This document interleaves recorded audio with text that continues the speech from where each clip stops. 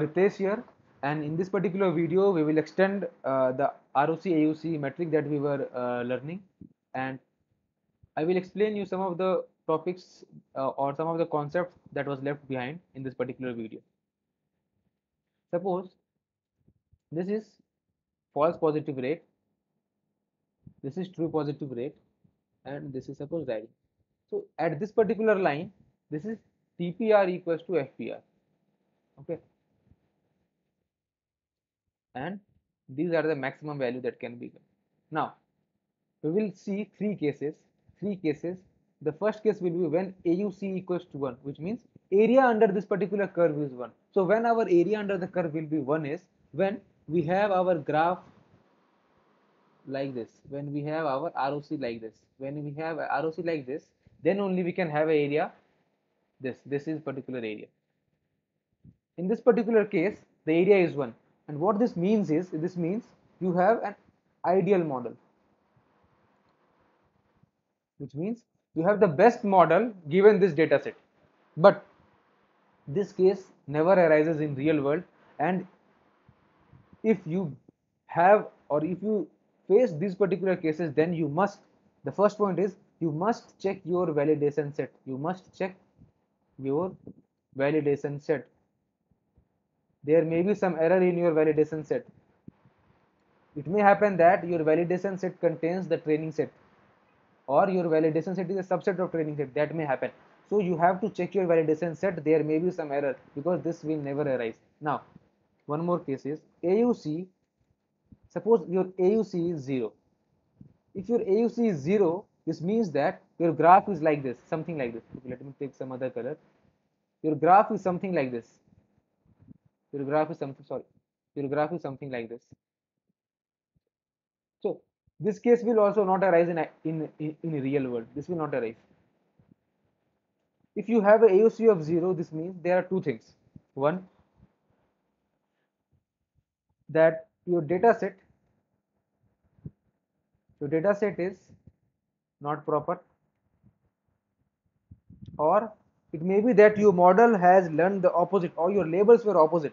Then only, suppose your AUC is 0, and if you reverse the probability, suppose you take probability as 1 minus p. Now your p dash, this is the new probability, and you take it as 1 minus p, you will get a AUC of 1. So there are two things, that, or you can just say that you have not trained your model properly, or your data set was not proper. Simple. Because you cannot get a AUC of 1 and AUC of 0, as simple as that. And now the general case that I will talk about is, now the general case is, you can have a AUC which is greater than 0.5. This is AUC is greater than 0.5, and this is less than 1. Okay, now in this particular case, in this particular case, our AUC will be something like this, or like this. So this is our, in general, this is a diagonal. So in general case, we will get AUC like this, or AUC like this also, in these particular cases. So these are the general cases. If you are getting AUC like this, which means that, this means that your model is trained properly. If your model is trained properly. Now one more thing is, which threshold you should select. So as a rule of thumb, you have to take that threshold which gave you a TPR, or in general, take the topmost left part. See, this is the topmost and this is the left part. So take the threshold corresponding to this particular TPR and FPR. This particular. So this will work in most of the cases. Otherwise, you have to see your business constraint and all that.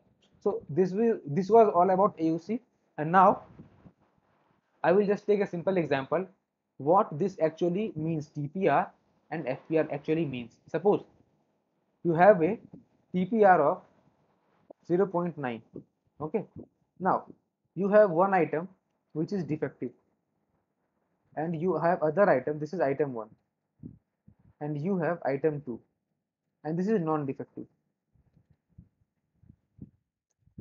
A TPR of 0.9 means the probability of this particular thing will be 0.9 0.9 better than this particular thing.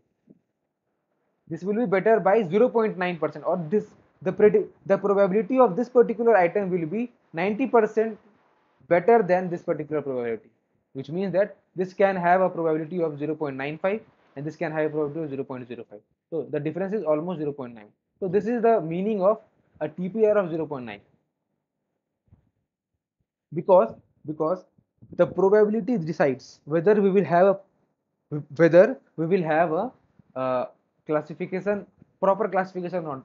For example, you have a threshold of 5, then to have a proper classification or positive classification, your model should predict a probability more than 0.5 for defective points. Then only you can have a proper classification. So this is the meaning of this 0.9, and for non-defective this should be definitely below 0.5. So it depends upon your threshold, and if its TPR is 0.9, that means 90% of the time 90% of the time your model will properly classify these points. So this is TPR and FPR. So I hope ROC and AOC might be clear, and you will get the understanding of when to use TPR and FPR, how to analyze this particular graph, and how to select the threshold and what this AUC means and all that. So thanks for watching this video, and I will see you in my next video.